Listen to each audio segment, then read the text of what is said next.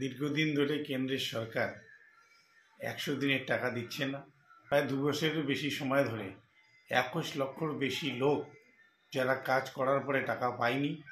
আমরা প্রথম দিক থেকেই এর বিরুদ্ধে আন্দোলন করছি যে অবিলম্বে যারা কাজ করছে তাদের টাকা দেওয়া হোক, কিন্তু বারবার আবেদন নিবেদনের মধ্যে দিয়েও কেন্দ্রীয় সরকার কথা শুনছেন না। শেষ পর্যন্ত আমাদের বাংলার মুখ্যমন্ত্রী মমতা ব্যানার্জি তিনি রাজ্য সরকারের তহবিল থেকেই সেই টাকা মিটিয়ে দেওয়ার সিদ্ধান্ত ঘোষণা করেছেন।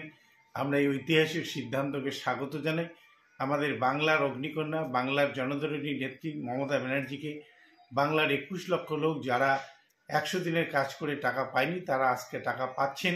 তাদের মুখে হাসি ফোটা, বাংলার মানুষের মুখে হাসি ফোটা, এটাই আমরা চাই। এটা আমাদের ঐতিহাসিক জয়। আগামী দিনে এই জয় নিয়েই আমরা দিল্লির দরবারে লক্ষ্যে পৌঁছে যাব এবং বিজেপিকে আমরা দিল্লির গদি থেকে উৎখাত করব।